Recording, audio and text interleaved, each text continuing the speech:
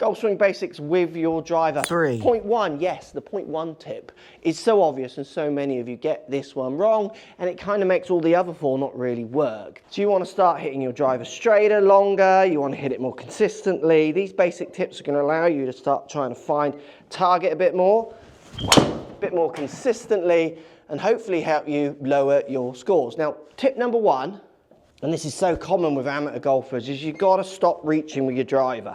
So many amateurs feel like they have to really reach out with the driver, longer club, stand further back, get big stretches.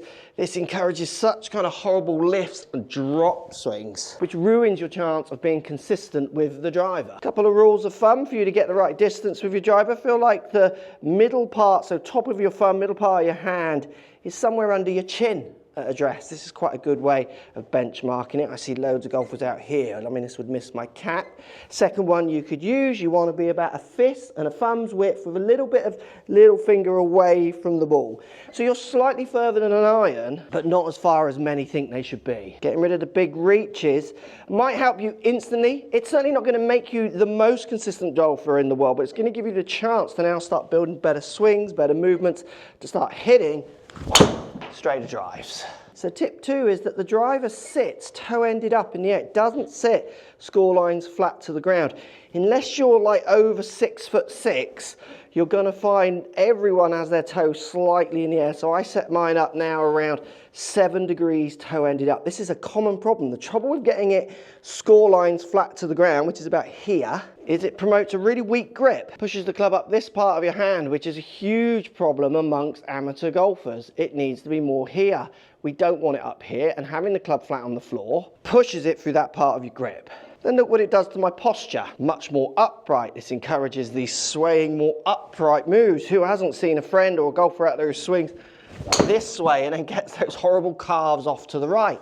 Just by setting your club on the ground incorrectly encourages all those points. Remember, driver sits toe-ended up. Unless you're massively tall, it doesn't sit like an iron, it sits like a driver. Get this in the air. Tip number 3 is you need some stretch. So basically, we need to get your upper body turning against your lower body, so you're stretching out your body's turns.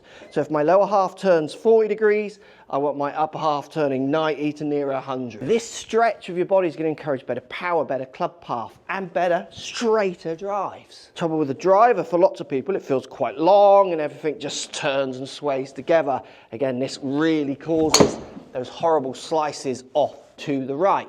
So let's get some coil. Use this drill. It's so easy for coiling up your backswing. Practice swing to start. I'm going to get my feet really close together, about a head's width apart, but I've got my lead foot about a foot's length behind my trail foot. And what I'm going to do in the backswing is I'm going to turn my upper body as much as possible, but starting this way with your feet is going to allow this half of you to really be restricted. Obviously from here I can turn way further than I can here. You can even hit a few shots like this if you feel confident enough, standing way open, really try and turn your shoulders. This will restrict your lower half. And feel that stretch. Don't worry if you don't hit the best drives that way, it's a drill, it's just a way of you getting the feel of turning upper body against lower body, stretching out that body to get more speed with the driver and better club paths. Best way to use this drill is you want 3 practices or hits with the drill, and then put that into a shot trying to get the same amount of resistance with lower to upper half. If you're liking the tips, hit that subscribe button. Your friends tell you to stay down, don't they? You top a shot. You hit one along the ground and you just top it. And they go, oh, stay down, Brian. Whoever Brian is. We don't want you staying down with the driver. If you watch good drivers of the golf ball, they finish up here. So I'm very extended. I might be tilted this way, but I've really extended my body. Staying down, as your mates keep telling you, promotes these kind of angle of attacks where the club gets thrown out this way, often downward hits, which can ram the ball low and down into the ground, which make you get really frustrated when you're not topping it. You're in horrible low squirty drives. Good players are actually coming up, the handle's coming up as they hit the ball, lead shoulder, lead legs coming up. This is going down because obviously there's tilts in there, but they are extending up through the ball. So take the club, hold it in the middle of the club here, so you've got loads of the grip and a bit of the shaft out this end. And I want you to start hitting yourself with the butt end of the club to really feel like that butt end of the club, once you get down to hands parallel to trail pocket, starts coming up and around your tummy. This will get rid of that temptation just to pull down and stay down, which Brian keeps getting told what to do.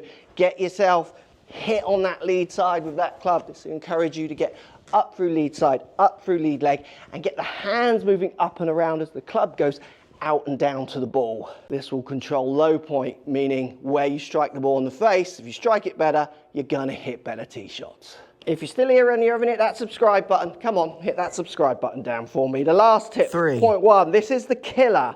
And it's so basic, but so obvious. You need to begin to start absolutely loving your driver.